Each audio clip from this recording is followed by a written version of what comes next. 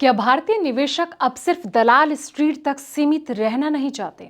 क्या अपनी गाढ़ी कमाई को डाइवर्सिफाई करने के लिए हिंदुस्तानी निवेशकों की पहली पसंद ग्लोबल टेक दिग्गज और डिजिटल एसेट बन रहे हैं? LRS यानी कि लिबरलाइज्ड रेमिटेंस स्कीम के तहत सामने आए नए आंकड़े ने एक बहुत बड़ी तस्वीर को साफ कर दिया है दोस्तों। विदेशी इक्विटीज और डेट इंस्ट्रूमेंट में निवेश के लिए भारत से बाहर भेजा गया पैसा 96% बढ़कर $600 मिलियन के पार पहुंच गया। वहीं दूसरी तरफ 30% फ्लैट टैक्स और भारी TDS के बावजूद भारत के जो युवा हैं और रिटेल निवेशक क्रिप्टो मार्केट में भी अपनी पकड़ मजबूत कर रहे हैं। एक्सपर्ट ये मान रहे हैं कि इसे ओवरसीज इक्विटी बनाम क्रिप्टो की जंग के तौर पर नहीं बल्कि भारतीय पोर्टफोलियो के ग्लोबल डाइवर्सिफिकेशन के रूप में देखा जाना चाहिए। तो आखिर 2026 में भारतीय निवेशक किन खास विदेशी शेयर्स और किन चुनिंदा क्रिप्टो टोकन्स पर दाव लगा रहे हैं, आंकड़े से समझिए ये पूरा ट्रेंड और इस खास डेप्थ रिपोर्ट में। नमस्कार, मैं हूं आपके साथ संध्या बिष्ट और आप देख रहे हैं द इकोनॉमिक टाइम्स हिंदी। दोस्तों, इंडियन इन्वेस्टर अब सिर्फ डोमेस्टिक मार्केट तक सीमित नहीं रहना चाहते। 2026 में ओवरसीज इक्विटीज और क्रिप्टो जैसे अल्टरनेटिव एसेट में भी उनकी जो भागीदारी है वो बढ़ती जा रही है। हालिया आंकड़ों से संकेत मिलता है कि इंडियन इन्वेस्टर अपने पोर्टफोलियो में डाइवर्सिफिकेशन के लिए अलग अलग एसेट क्लासेस का इस्तेमाल करें। जानकारों के मुताबिक इसे ओवरसीज इक्विटीज और साथ ही क्रिप्टो में से किसी एक को चुनने के तौर पर नहीं देखा जाना चाहिए। दोनों जो मार्केट हैं इनमें इन्वेस्टर की बढ़ती भागीदारी एक व्यापक डाइवर्सिफिकेशन स्ट्रैटेजी का संकेत देती है।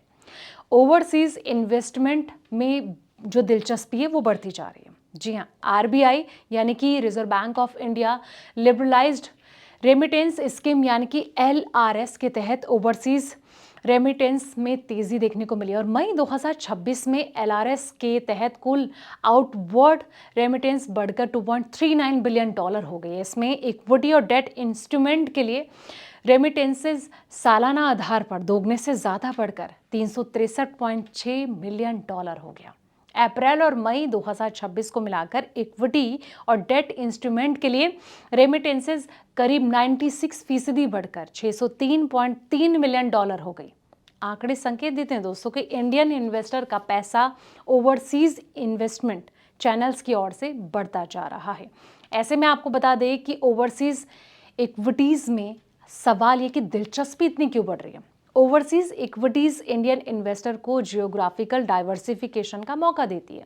इसके अलावा ऐसे सेक्टर्स और कंपनियों में इन्वेस्टमेंट का ऑप्शन मिलता है जिनका इंडियन मार्केट में रिप्रेजेंटेशन सीमित है।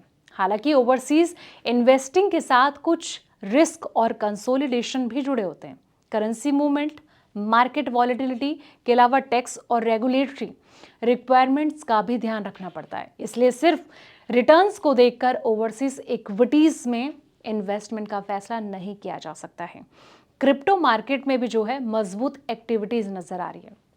दूसरी तरफ अगर क्रिप्टो को देखा जाए तो क्रिप्टो मार्केट में भी इंडियन पार्टिसिपेशन की एक्टिविटीज काफी ज्यादा स्ट्रांग है और TRM लैब्स के आंकड़े के मुताबिक 2026 में पहली तिमाही में इंडिया का रिटेल क्रिप्टो ट्रांजैक्शन वॉल्यूम करीब $46 बिलियन रहा।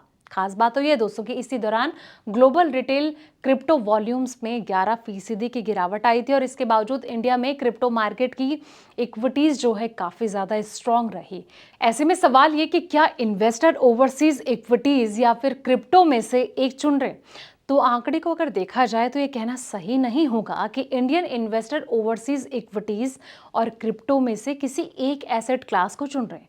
उपलब्ध डेटा में ये नहीं बताया गया कि कोई इंडिविजुअल इन्वेस्टर अपना पैसा किस तरफ एलोकेट कर रहा है। ये भी पता नहीं चलता है कि इन्वेस्टर ने किसी खास एसेट क्लास में इन्वेस्टमेंट क्यों किया या फिर क्या उसने एक एसेट क्लास से पैसा निकालकर दूसरे में लगाया है। इसके अलावा दोनों तरह के आंकड़े इन्वेस्टर की एक्टिविटीज के अलग अलग पहलुओं को दिखाता है। LRS data permitted overseas investment के लिए किए गए इंटीग्रेटेड आउटवर्ड रेमिटेंस को दिखाता है और इसलिए इक्विटी और डेट इंस्ट्रूमेंट शामिल है। और वहीं crypto transaction data digital asset market में होने वाली एक्टिविटीज को दिखाता है। दोस्तों, ये रिपोर्ट आपको कैसे लगी कमेंट बॉक्स में अपनी राय जरूर दें। फिलहाल इस वीडियो में इतना ही। ऐसे पल पल के अपडेट्स के लिए आप देखते रहें ET हिंदी।